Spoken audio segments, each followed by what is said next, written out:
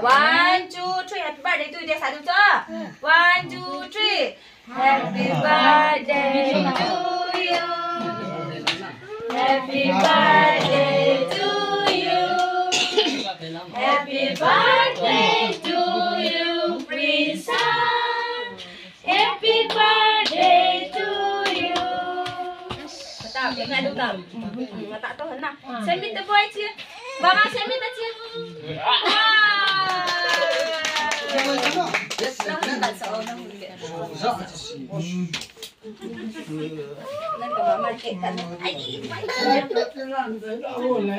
Pupu lain tak nak cerita apa? Cik pupu kau betul boy. Pupu kau betul. Cici. Wah. Pupu minta itu. Dia win dah. Mama.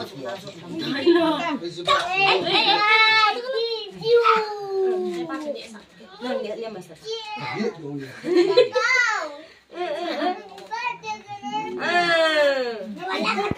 Aku main tu.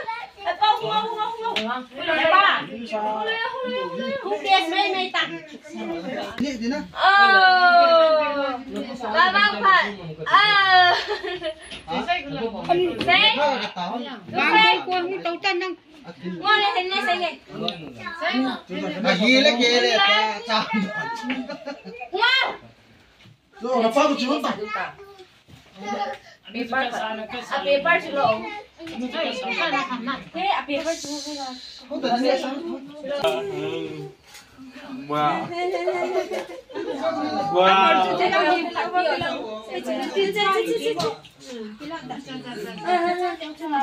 này nó nào xin này cái là gì? Rất hay luôn cái là cho. Chú lâu rồi tôi vậy. Chú lâu rồi.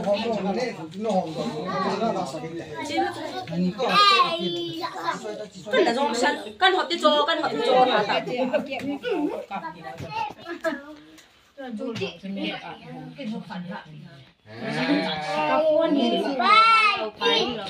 Giúp phải đấy là. Đi bay.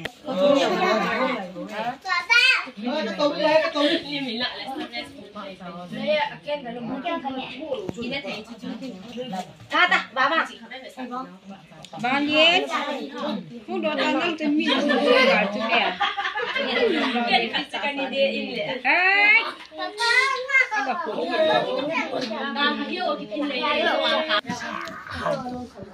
Đây là cái cái tôi sẽ muốn xí vào đấy. Bây giờ chơi cả. Đi bơi. Đây tổng này là đi cho cầm.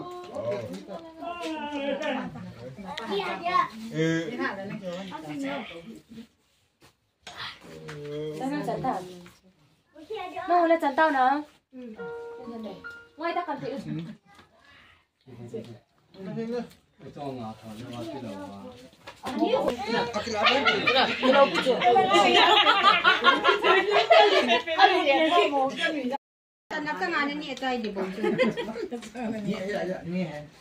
Cái lỗ hộp con hiểu không?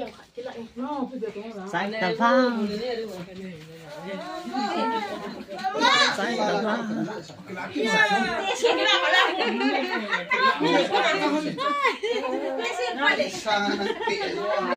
Lỗ gái chỗ cái mẹ chi đấu nó có hỏng hỏng chi. Kéo xong rồi. Tao nó mang cái này. Rất chặt.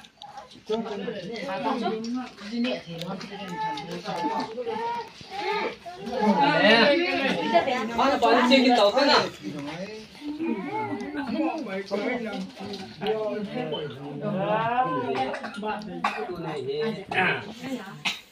Cuman zao, trong năm tiền nó cuman zao.